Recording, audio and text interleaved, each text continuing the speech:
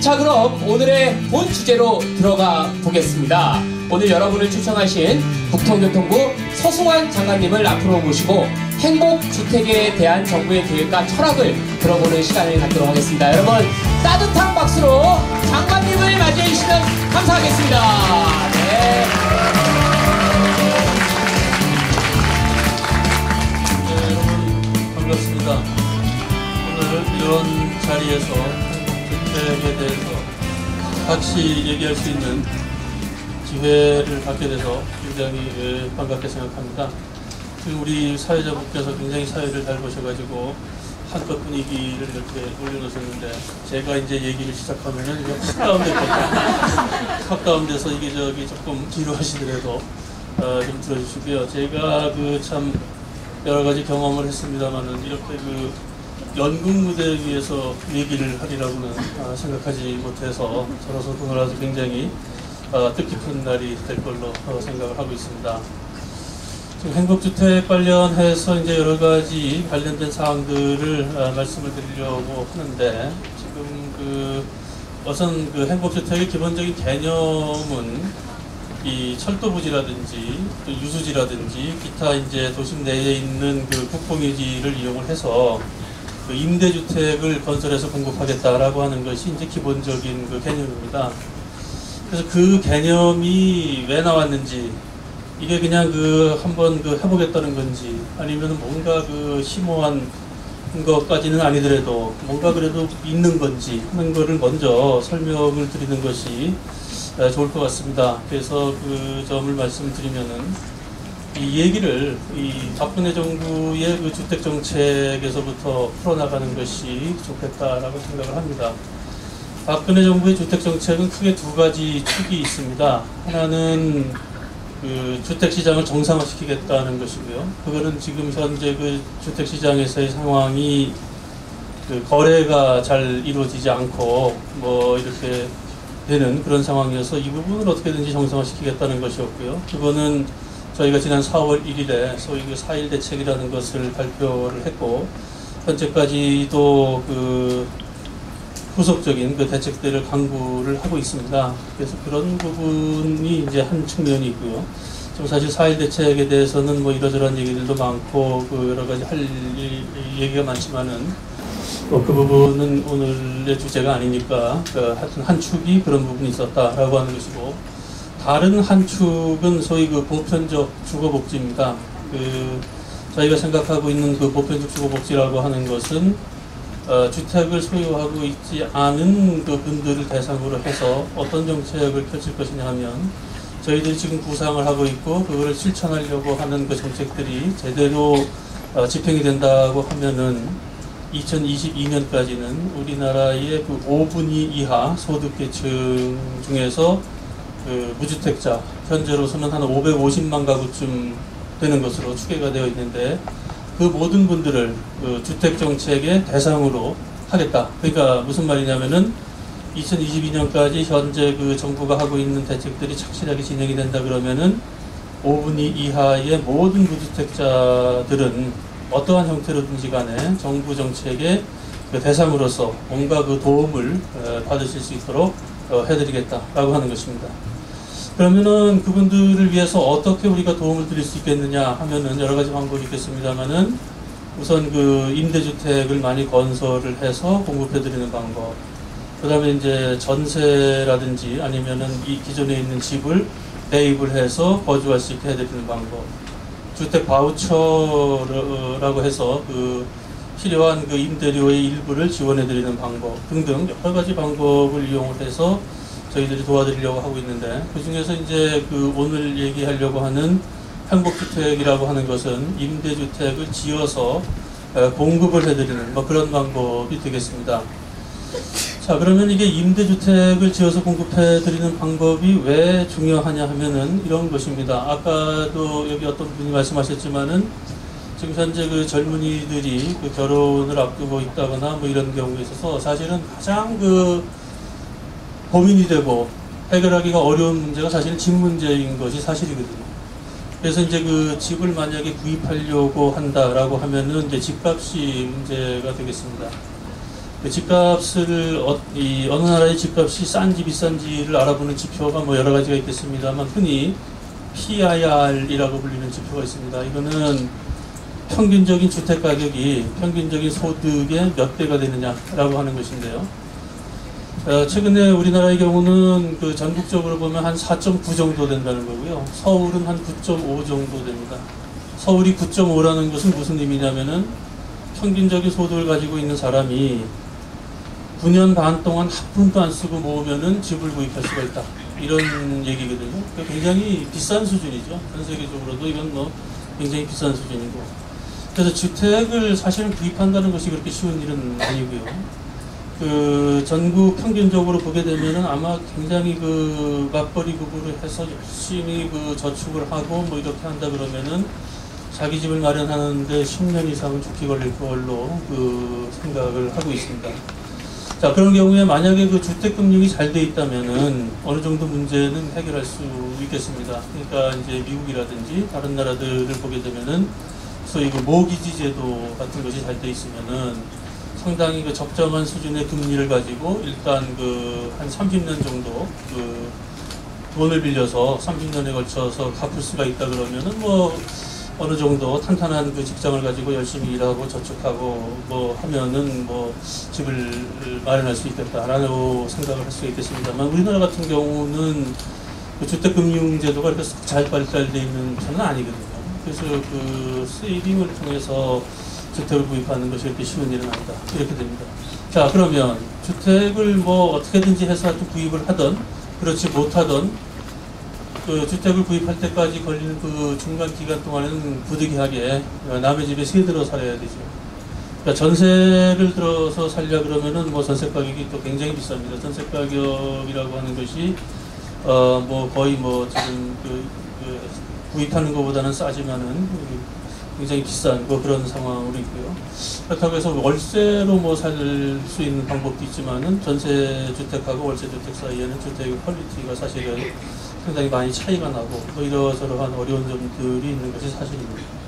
자, 그러면 이런 상태에서 그 국민들이 겪고 있는 주택 관련된 그 고통을 덜어드릴 수 있는 가장 좋은 방법은 뭐냐 하면은 양질의 그 저렴한 임대주택을 많이 공급하는 것이라고 하는 것입니다. 근데 이게 임대주택이라고 하는 것은 우리나라의 경우에 장기 임대주택의 비율이 전체 주택 중에서 장기 공공임대주택이 차지하는 비율이 5% 정도인데 지금 이게 이제 OECD 평균의 반 정도밖에 안 됩니다. 그만큼 그 임대주택 스탁이 굉장히 부족한 상황이고요. 이런 상황에서 이제 임대주택의 공급을 늘려야 되는데 임대주택 공급을 늘리는 게 생각보다 그렇게 쉬운 일이 아닙니다. 이게 굉장히 그 돈도 많이 드는 작업일 뿐만 아니라 우리가 임대주택을 공급하려고 그러면 어떤 장소가 있어야 되지 않겠습니까? 어떤 장소를 잡아서 임대주택을 공급해야 되는데 100이면 100, 임대주택을 어느 지역에 공급하겠다 그러면은 전부 반대를 하는 거예요. 그 근처에 살고 있는 주민들도 반대, 그 장소가 속해 있는 지자체도 반대, 전부 반대를 하거든요. 그 이유는 있습니다. 지자체의 경우에는 임대주택이 들어서게 되면은 지방 세수에는 별로 도움이 되지 않는 반면에 사회 그 보장 지출이 굉장히 늘어나는 측면이 있어서 별로 득되지 않는다, 득이 되지 않는다는 점에서 반대를 하는 것이고, 그 주변 지역에 있는 주민들의 경우에는 그 주거 환경이라든지 뭐 이런 거가 좋아지지 않는다라고 하는 관점에서 반대를 하는 것이 사실이거든요. 종전에 그랬습니다. 그래서 계속 어느 지역에 임대주택을 건설하겠다 그러면 격렬한 반대가 일어나고 뭐 이러해서 사실은 이러한 정책을 수행하는 것이 그렇게 쉽지 않은 뭐 그런 상황이어서 우리들이 생각을 하기에 그렇다고 해서 지금 현재 우리가 가지고 있는 장기 공공임대주택은 OECD의 반밖에 안 되는 상황이고 임대주택은 공급해야 되겠고 뭐 이런 그 상황에서 어떻게 그럼 임대주택을 공급을 하는 것이 적절하겠는가 하는 것을 고민할 수밖에 없었고요. 그 고민의 결과로 지금 우리가 그 고안을 하게 된 것이 소위 행복주택입니다. 행복주택이라고 하는 것은 기본적으로 도심 근처에 있는 땅들을 이용을 해서 도심에 있으면은 뭐가 좋겠느냐 하면은 직주 근접이라고 우리가 합니다. 직장하고 집하고 사이에 편안하게 움직일 수 있는 그 상황이 되어야 이게 거주 환경이 좋은 거거든요. 뭐 이제 한 왕복 한 3시간, 4시간 걸리는 데에 뭐 굉장히 뭐 양질의 주택이 있다 그래서 거기 거주하라 그러면 거주하기 힘들 거 아니겠습니까? 이게 직장에 출퇴근을 해야 이게 돈벌이를 하고 이제 생활을 유지할 수 있는데, 로케이션, 주택이라고 하는 것은 로케이션이 굉장히 중요한 겁니다. 그래서 그 가급적 도심에 있는 땅들을 이용을 해서 우리가 이제 그 임대주택을 공급해야 되겠다라고 생각을 했습니다. 그 도심에 있는 땅들은 근데 비싸죠. 이게 국공유지라고 해도 그 땅값이 굉장히 비쌉니다. 그러면 이 비싼 땅값을 극복하기 위해서 우리가 이용할 수 있는 부분은 뭐 철도 부지라든지 철도 역사라든지 유수지라든지 이런 부분들을 이용을 하면은 싼 값에 공급할 수 있겠구나 라고 해서 그렇게 우리가 고안을 하게 된 것입니다. 자, 그런데 도심에 우리가 임대주택을 공급하게 된다 그러면, 도심이라고 하는 것은 그 기본적으로 어느 정도 지금 생활 여건도 갖춰져 있고 상당한 수준의 그 사람들이 모여 살고 있는 그런 장소이기 때문에 가뜩이나 임대주택을 공급한다 그러면은 격렬한 저항이 일어나게 돼 있는데, 그 도심에다가 그 주거 환경이 좋은, 교통이 편리한 그런 지역에 임대주택을 공급한다 그러면 이건 뭐 불문가지예요. 그 격렬한 저항이 일어날 것이다라고 하는 것은 그 물어보나마나 그 우리가 예상할 수 있는 부분이다 이런 얘기입니다. 자, 그래서 이런 상황 하에서 그러면 어떻게 임대주택을 공급할 수 있을 것일까라고 하는 것이, 이 행복주택에서 종전의 임대주택과는 컨셉을 완전히 달리해서 우리가 공급할 수 있는 방법을 생각해보자 이렇게 된 겁니다. 자, 그래서 우선 행복주택의 경우에는 입주할 수 있는 자격을 조금 제한을 하려고 합니다. 대학생이라든지 사회초년생이라든지 신혼부부라든지 이러한 그 젊은 계층들을 그 입주를 시킬 그런 예정은 있고요. 나머지 20%는 노약자라든지 그 장애를 가지신 분들이라든지 이런 분들한테 하고, 그 마지막 남은 20%는 이제 일반적인 그 임대주택으로 우리가 이렇게 하려고 하는 그런 내용으로 돼서, 일단 그 입주계층을 젊은 층으로 우리가 상당히 그 초점을 맞추게 되면서 그 젊은 층들이 사실은 그 지역에 굉장히 활력도 불어넣을 수가 있고 그 주거 환경에도 어느 정도 도움을 줄 수 있겠다 이렇게 생각을 하고 있습니다. 그것만 가지고는 이 도심 내에 굉장히 교통도 편리하고 굉장히 좋은 입지에 임대주택을 건설하는 것은 쉽지가 않습니다. 그래서 생각을 한 것이 개발 그 컨셉 자체를 완전히 바꿔야 되겠다라고 생각을 한 겁니다. 그래서 이제 행복주택이 들어서는 그 임대주택 단지는 말은 임대주택 단지입니다만 복합 개발을 하려고 하고 있습니다. 그러니까 이게 그 거주지, 그 주택만 들어서는 것이 아니라 그 지역에 복합 개발을 해서 그 각종 그 문화시설이라든지 그 공원이라든지 아니면은 커뮤니티 시설이라든지 그다음에 뭐 생태공원 뭐 이런 것들, 보육시설, 그다음에 사회적 기업 뭐 이런 식으로 다양한 그 기능을 가진 그 시설들이 주택하고 같이 어우러져서 들어가면서 자체적으로 자족적으로 이렇게 움직일 수 있는 뭐 그러한 형태로 우리가 복합 개발을 하겠다라고 이제 생각을 해서, 종전에 생각하던 그 임대주택의 개념하고는 완전히 다른 그러한 형태로서 우리가 그 지역을 개발하겠다. 그래서 오히려 그 지역의 그 임대주택, 행복주택 단지라고 하는 것이 젊은 층들이 왕성하게 그 사회활동을 하고 있는 젊은 층들이 모여 살면서 생태공원에 운동시설에 체육시설에 뭐 여러가지 커뮤니티 센터에 이런 것들이 다 어우러지면서 하나의 굉장히 활력 있는 커뮤니티를 구성할 수 있도록 우리들이 계획을 하고 있습니다. 그 다음에 생각한 것은 뭐냐 하면은, 우리가 이제 철도부지라고 하면은 철도부지 상부에 인공데크를 조성을 해서 그 위에 주택을 건설을 한다든지 아니면 유수지의 경우에도 비슷한 작업을 하게 되니까, 자, 그러면 철도부지라 그러면은 이게 소음이나 뭐 진동의 문제가 있어가지고 이게 생활환경이 어떨까? 유수지 같은 경우에는 이게 악취가 날 건데 그 경우에 지금 생활환경이 어떨까? 이런 그 염려가 있을 수가 있습니다. 그래서 그러한 점 관련해서는 우리가 그 전문가들의 의견을 듣고 철저하게 점검을 해봤습니다만은, 우리가 최근에 이 건축 기술이라든지 이런 거는 정말 눈부시게 발전을 해서 우리가 생각하는 것보다 훨씬 많은 것들을 할 수 있다라고 하는 것을 알게 되었고요. 일각에서 걱정을 하는 소음, 진동, 악취 뭐 이런 등등등등의 문제는 얼마든지 현대 건축 기술로 극복이 가능하다라고 하는 결론을 놓게 됐습니다. 그러니까 전혀 안전이나 기타 그런 문제가 없이 우리가 그 지역에 임대주택을 적절하게 공급할 수 있다라고 하는 것을 결론에 도달하게 돼서 우리가 자신 있게 그 행복주택을 추진하게 됐던 것입니다.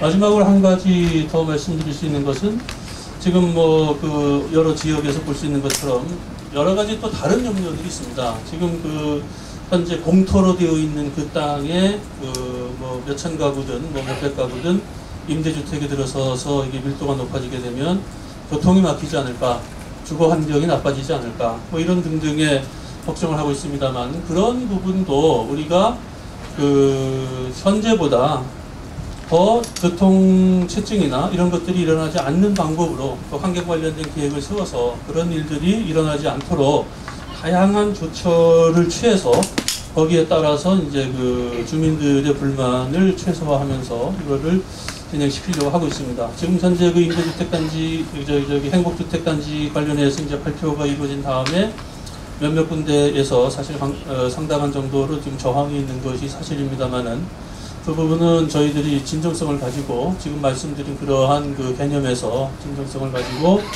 주민들을 충분히 설득을 할 것이고요. 제 생각에는 행복주택의 개념이 좋고, 행복주택이라고 하는 것이 좀 전에 임대주택과는 전혀 다른 그러한 그 상황이라는 것을 충분히 말씀을 드리고, 교통 문제나 환경 문제나 이런 것에 지장이 없게끔 우리가 적절하게 개발을 할 것이라는 것을 잘 설명을 드리면은 어떠한 그 합치점을 찾을 수 있지 않겠나라고 생각을 합니다.